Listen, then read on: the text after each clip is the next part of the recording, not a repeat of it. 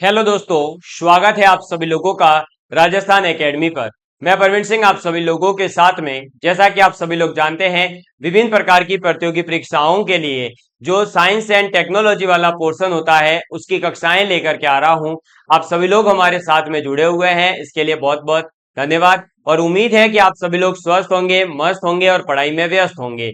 जैसा कि आप सभी लोग जानते हैं, हम लोगों ने बात स्टार्ट करी थी डिफेंस टेक्नोलॉजी के अंतर्गत मिसाइल के बारे में, है ना। तो मिसाइल के अंदर हमने प्रणोदन तंत्र को समझा, निर्देशन तंत्र जो होता है उसे समझा। इसके बाद में मिसाइलों का जो इतिहास है उसे हमने थोड़ा सा देखा। जो श्रीरंगपट्टनम 1792 में टीपू सुल्तान के द्वारा जो रॉकेट नुमा प्रक्षेपास्त्र थे उनका उपयोग किया गया था। उससे पहले विश्व के रेस्पेक्ट में अगर देखें तो जर्मनी है जिसने जो है हमें मिसाइलों की आधुनिक जो प्रौद्योगिकी है उसके बारे में बताया है। उसके बाद में वर्तमान परिप्रेक्ष्य में बात करी तो 1983 के अंदर भारत के अंदर doctor APJ Abdul Kalam sir के नेतृत्व में जो है IGMDP यानी कि integrated guided missile development programme की शुरुआत की गई। और फिर इस प्रोग्राम के तहत ही जो है भारत के अंदर मिसाइलों को लेकर के उन्नत किस्मों को लेकर के नई नई टेक्नोलॉजी को सीखा गया।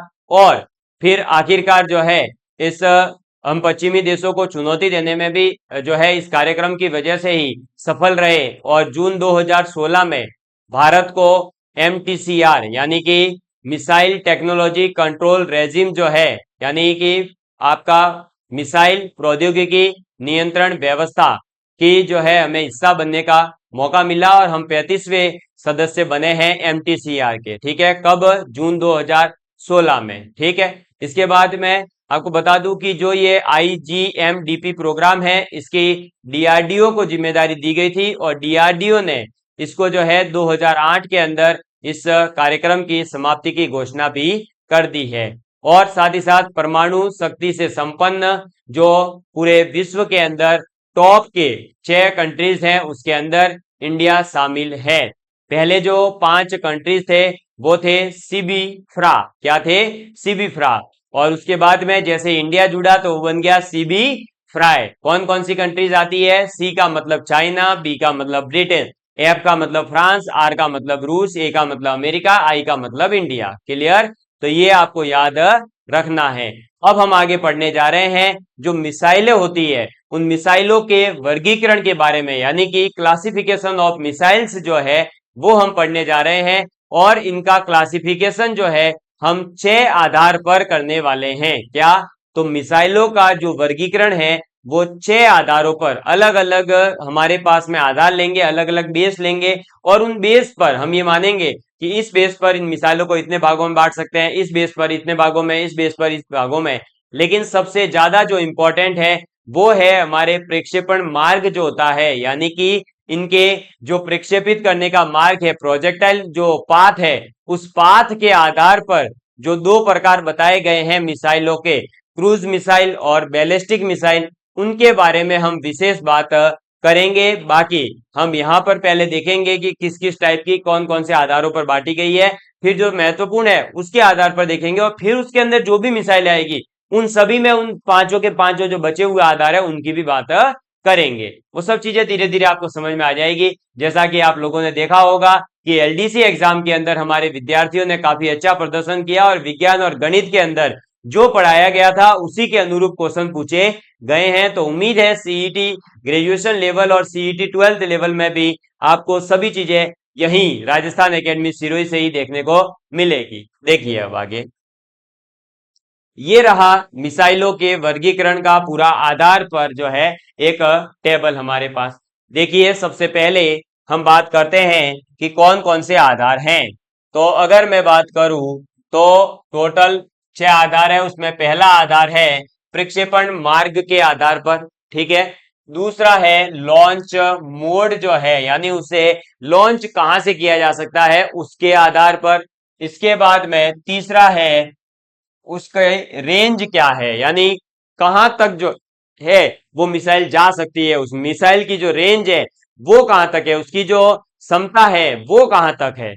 इसके बाद में वार हेड जो होता है उसके आधार पर, वार हेड यानी कि वो जाकर के जब टकराएगा तो उसका वार हेड जो है वो क्या है उसके आधार पर। इसके बाद निर्देशन तंत्र जो है, गाइडेड सिस्टम है, उसके आधार पर, और लास्ट हमारे पास में आता है प्रणोदक के आधार पर, यानी उसके अंदर जो प्रोपेलेंट यूज किए गए हैं वो क्या है उसके आधार पर वर्गीकरण। ठीक है, तो टोटल हमने देखा कि 6 आधार हैं जिनके आधार पर हम जो है यहाँ पर मिसाइलों को अलग अलग भागों में बांटेंगे। अब 6 आधार कौन कौन से हैं पहले वो भी हमें पता होना चाहिए।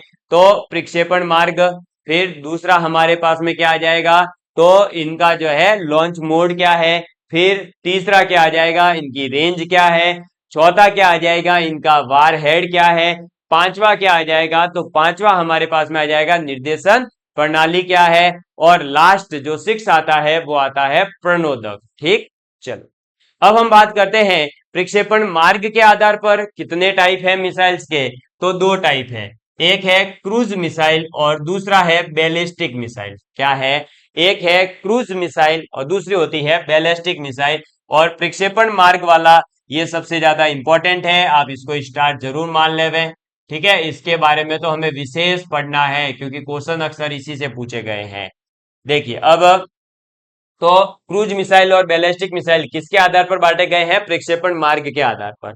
लॉन्च मोड के आधार पर देखें तो सतह से सतह पर वार करने वाले, सतह से हवा में वार करने वाले, सतह से सागर में वार करने वाले, हवा से हवा में वार करने वाले, सागर से सागर में, सागर से सतह पे, और एंटी टैंक मिसाइल। ठीक है, ये टोटल जो है लॉन्च मोड के आधार पर बांटे गए हैं। इन सभी की भी बात करेंगे, लेकिन हम इनमें देखेंगे कि जो क्रूज मिसाइल है उनमें इनमें से कौन सी व्यवस्था है, बैलिस्टिक में कौन सी व्यवस्था है, ऐसे। ठीक, फिर आता है तीसरा रेंज के आधार पर। तो एक होते हैं शॉर्ट रेंज वाले जो 1000 किलोमीटर तक होते हैं या 1000 से कम, 1000 से लेकर 3000 तक है तो वो मीडियम, 3000 से 5000 तक है तो इंटरमीडिएट, और 5000 से भी ऊपर चले गए तो फिर वो हो जाता है अंतर महाद्वीपीय।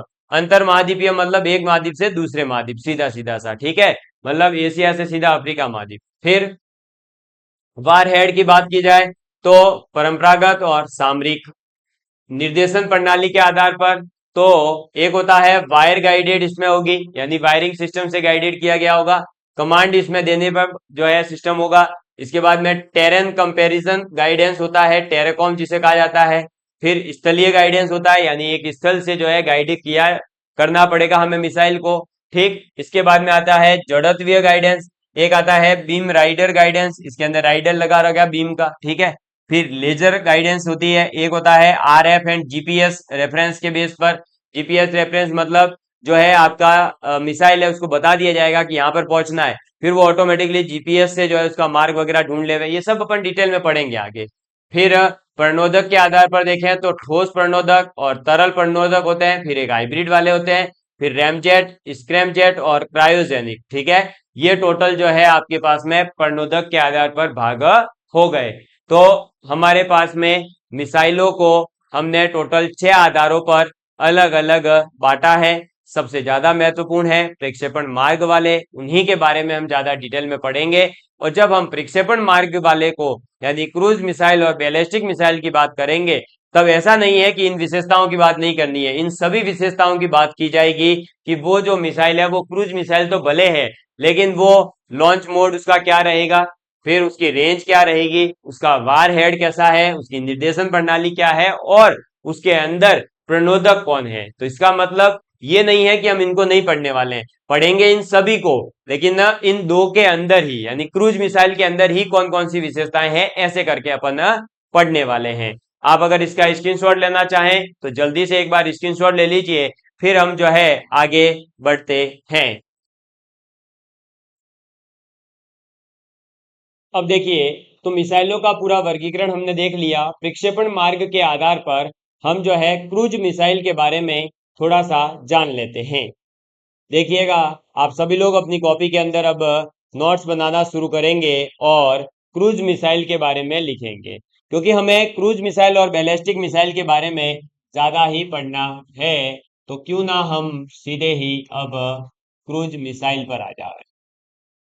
तो क्रूज मिसाइल, क्रूज मिसाइल का मतलब क्या होता है, सबसे पहले तो क्रूज मिसाइल का मतलब होता है ऐसी मिसाइल्स जिनकी की पूरी जो उड़ान होती है, पूरी की पूरी जो उड़ने का प्रोसेस होता है वो प्रणोदित होता है, और निर्देशित होता है यानी गाइडेड किया हुआ होता है, उसे हम कहते हैं क्रूज मिसाइल। ठीक है, तो क्रूज मिसाइल के अंदर क्या होता है कि इनकी पूरी उड़ान जो होती है वो प्रणोदित और निर्देशित होती है। तो सबसे पहले आप लिखेंगे इसके अंदर वे मिसाइल,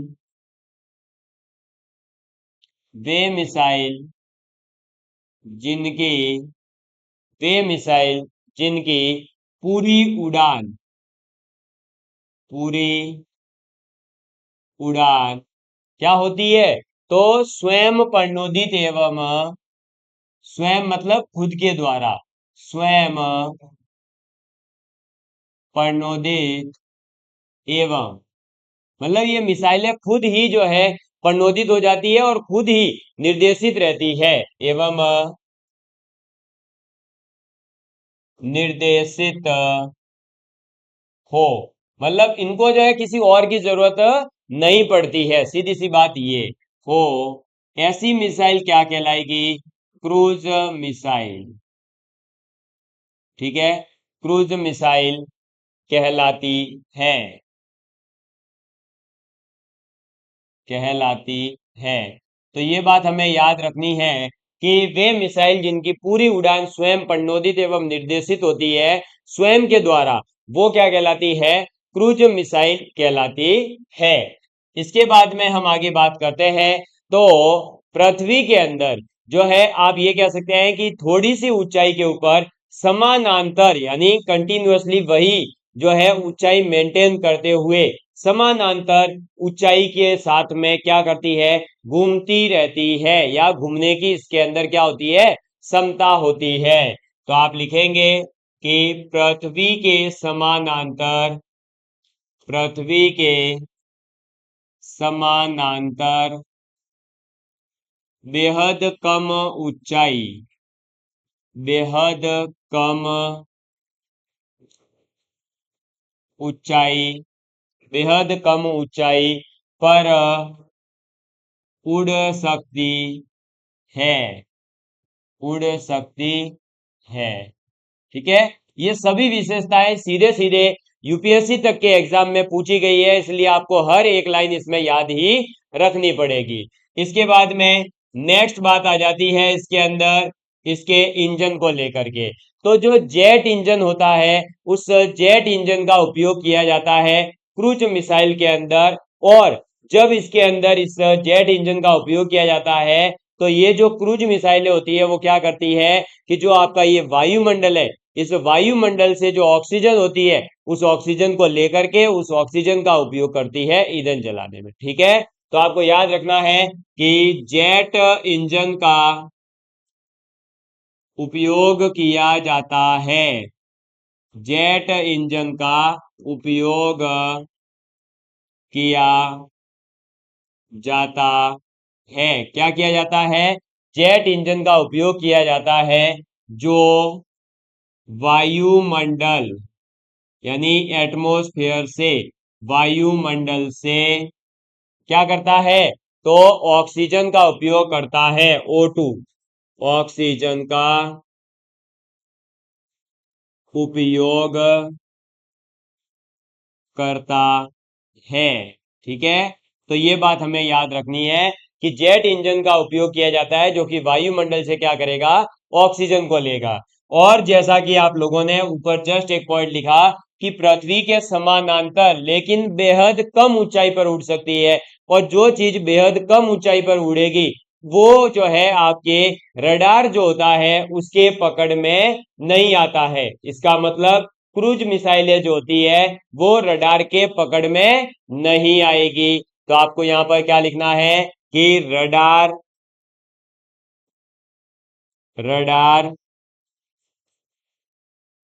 रडार की पकड़ में नहीं आती है, रडार की पकड़ में नहीं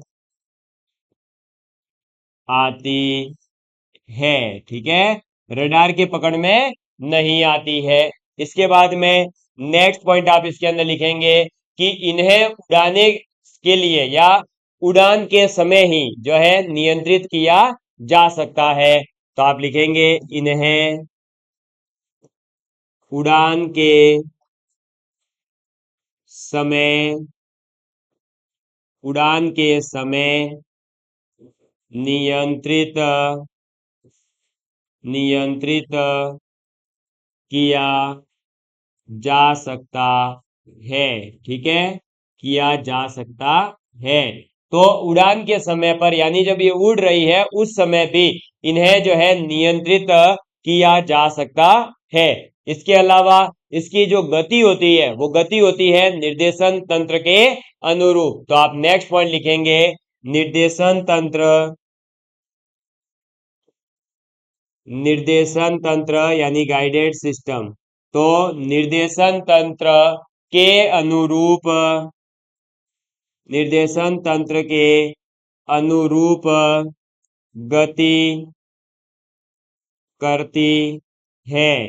ठीक है, तो ये जो मिसाइल है ये आपके निर्देशन तंत्र यानी गाइडेड सिस्टम के अनुरूप गति करती है।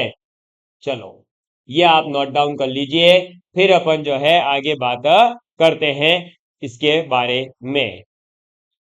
देखिए अब जो ये क्रूज मिसाइलें हैं, इन क्रूज मिसाइलों का जैसा कि मैंने आप लोगों को बताया कि इनको जो है हम इनकी गति के आधार पर भी वर्गीकृत कर सकते हैं, सुपरसोनिक, सबसोनिक। ठीक है, तो यहां पर क्रूज मिसाइलों का जो वर्गीकरण है वो गति के आधार पर होता है। तो आप लिखेंगे नेक्स्ट इनका वर्गीकरण।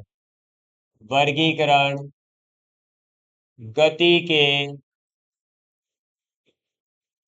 आधार पर, और गति के आधार पर जो इनका वर्गीकरण किया गया है वो इस प्रकार से है, आपके सामने बता देता हूं। ये रहा वर्गीकरण। ठीक है, वर्गीकरण के अंदर देखिए क्रूज मिसाइलों का वर्गीकरण किया गया है तीन भागों में। कौन कौन सा? पहला है सब सोनिक, दूसरा है सुपरसोनिक और तीसरा है हाइपरसोनिक। ठीक है, और सब सोनिक, सुपरसोनिक, हाइपरसोनिक कब होंगे? तो सब सोनिक तब होती है जब इनकी गति एक मैक से क्या होती है? कम होती है। ये मैक क्या होता है ये अभी जस्ट मैं पीछे वापस लेकर के जाऊंगा तब बताता हूं। पहले याद रखो सब सोनिक यानी एक मैक से कम, सुपर सोनिक यानी एक मैक से तो अधिक लेकिन 3 मैक से कम, यानी एम की वैल्यू को मैक कहते हैं। तो मैक 1 से लेकर 3 के बीच में होगा, किसके लिए? सुपरसोनिक के लिए। और जब हम हाइपरसोनिक की बात करते हैं तो तब हमारा मैक होता है 5 से भी अधिक। ठीक है, तो 5 मैक से अधिक यानी एम की वैल्यू 5 से ज्यादा। तो हम ये कहेंगे कि जब हमारा 1 मैक से भी कम गति है तो हम कहते हैं उसे सबसोनिक। 1 से लेकर 3 मैक के बीच में है तो हम कहेंगे उसे क्या? सब का सुपरसोनिक। और अगर 5 मैक से भी ज्यादा गति है तो उसे कहते हैं हाइपरसोनिक। अब यहाँ पर ये जो मैक है ये क्या है इसके बारे में जान लेते हैं। ये आपको सीधा सीधा याद रखना है, ये सीधा सीधा ही पूछा जाता है। अब देखिए वर्गीकरण में गति का जो आधार लिया उसके आधार पर कितने भाग हैं? 3 भाग हैं। ठीक है भाई, वो कोई दिक्कत नहीं। लेकिन जो यहाँ पर ये गति मापने की इकाई होती है ना, इसके मापन की इकाई पहले तो वो जानो। तो गति के मापन की इकाई, अब गति के मापन की जो इकाई है वो है आपके मैक। क्या है? मैक होती है, MAC, मैक। ठीक है, तो सबसे पहले तो ये याद रखें कि मैक क्या है? गति के मापन की एक इकाई है, जैसे मीटर, किलोमीटर है ना, होता है ना आपका फीट, सेंटीमीटर। इसी प्रकार से यहाँ पर मैक जो है वो एक गति के मापन की इकाई है। ये बहुत ज्यादा गति जब होती है तब हम इसका उपयोग करते हैं। अब जो ये एक मैक संख्या आ रखी है हमारे पास, 1 से कम है तो हम सब सोनिक, 1 और 3 के बीच है तो सुपरसोनिक, 5 से ज्यादा है तो सब आपका हाइपरसोनिक। तो ये जो 5, 3, 2 ये क्या है? तो इसे कहते हैं मैक संख्या। क्या कहते हैं? मैक संख्या कहते हैं। ये फिजिक्स का थोड़ा सा पोर्शन है, ध्वनि वाले टॉपिक में हम यही बताते हैं। मैक संख्या का मतलब क्या होता है? तो मैक संख्या का मतलब होता है जो भी आपके पास में वस्तु है, अब वस्तु की गति यहाँ पर असल हालांकि क्या है? मिसाइल है, तो हम ये भी कह सकते हैं कि मिसाइल की गति। और जब मिसाइल की गति के अंदर ध्वनि की गति का ध्वनि की गति का भाग देते हैं, यानी जो आपकी ध्वनि होती है उसके वेग से जब हम मिसाइल के वेग को भाग देंगे तो एक संख्या निकल कर आएगी। उसी संख्या को कहा जाता है मैक संख्या। अगर वो एक से कम आ गई तो क्या होगी? सबसोनिक। अगर एक और तीन के बीच आ गई तो सुपरसोनिक, और पांच से ज्यादा आ गई तो हाइपरसोनिक होगी। ठीक है। और आपको इनके उदाहरण जरूर याद रखने हैं। तो क्रूज मिसाइल के जो उदाहरण है वो आपको दो तो बहुत ही ज्यादा महत्वपूर्ण है। एक तो है हमारा निर्भय। कौन सा है? निर्भय। और दूसरा है ब्रह्मोस। आपने बहुत नाम सुने होंगे इनके। ये दो मिसाइलें तो आपको याद रखनी ही है। ये दोनों की दोनों, ब्रह्मोस और निर्भय, कैसी मिसाइलें हैं? तो ये दोनों मिसाइलें आपकी क्रूज मिसाइल के अंतर्गत आती है। ठीक है।